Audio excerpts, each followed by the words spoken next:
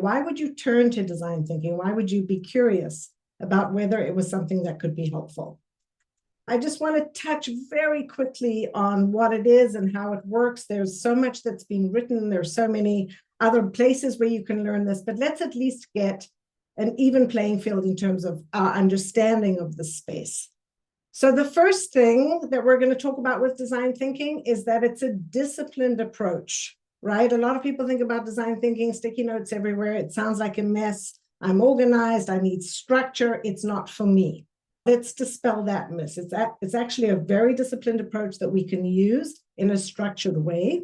And it's going to help us with creative problem solving. So if we've got something super easy to do, we're not going to pull it out.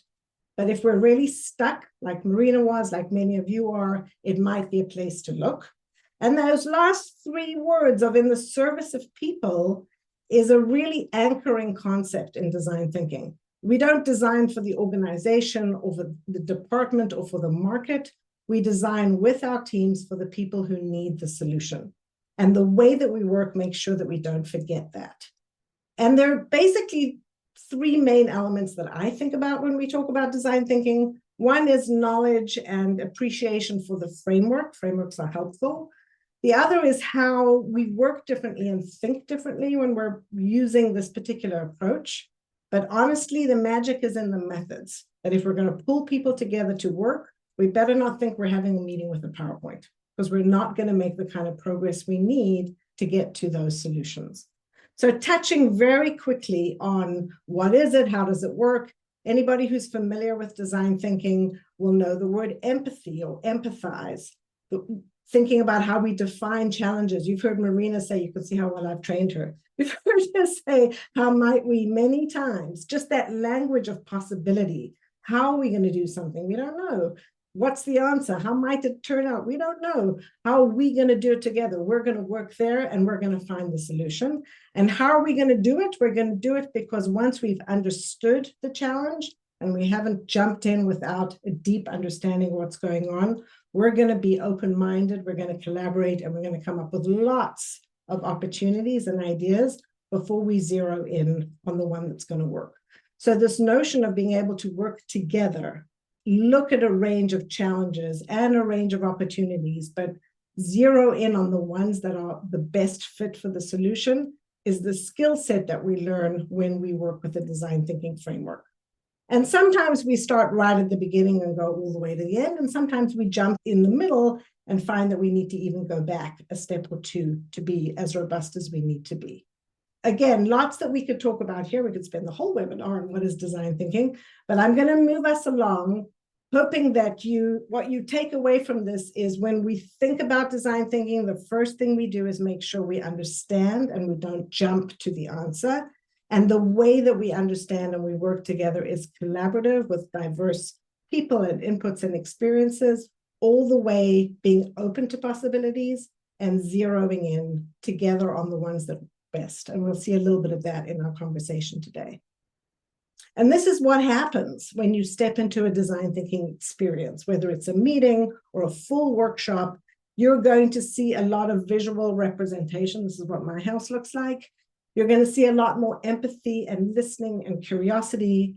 Collaboration is the name of the game. I don't know people who can do design thinking on their own, certainly some exercises, but this is a team sport.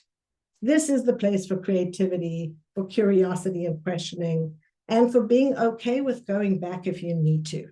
The iteration part of this is built in, and that relaxes that expectation that you have the perfect answer the minute you step out.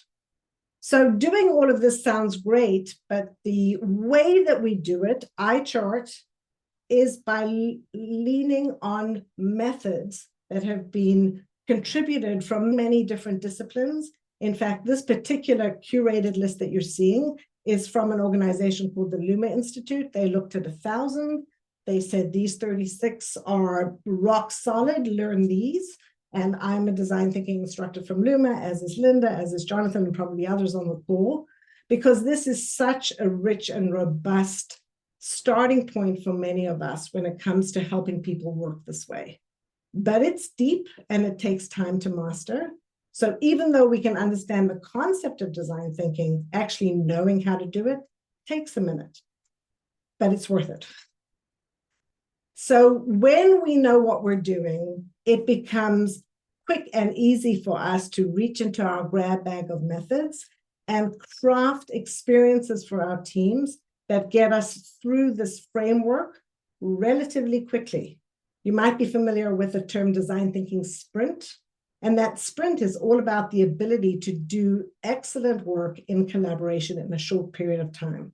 So for the people who were raising that challenge of we're concerned about falling behind, we're not moving fast enough, this may be one of the antidotes to that particular challenge. Learning how to pull this off is something that takes a minute, but again, worth doing. And when you finally start to feel more confident, your work, if you're in person, may look something like this.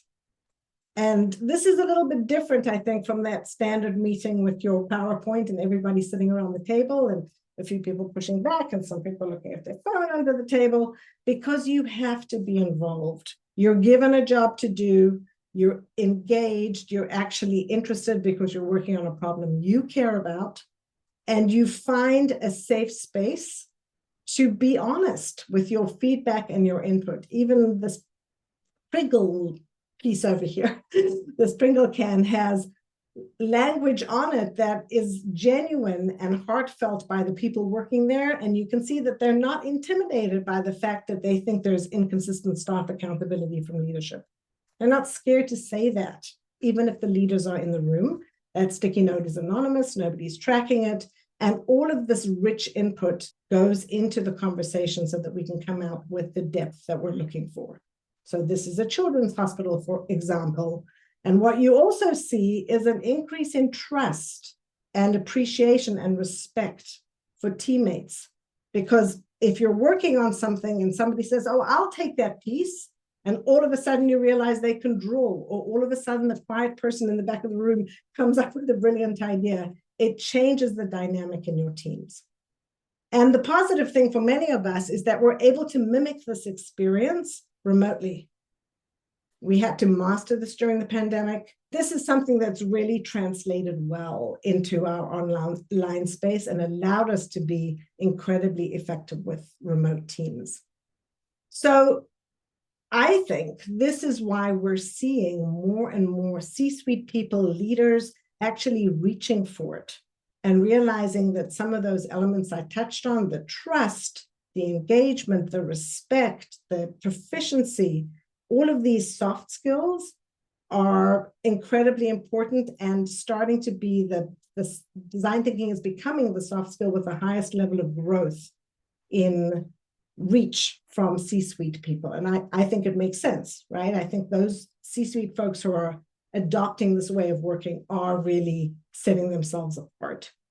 It's also still the main skill set that people go to for innovation. And we haven't spoken a lot about innovation, but we all know, going back to that game plan picture, that innovation is exactly what we need to be excellent at.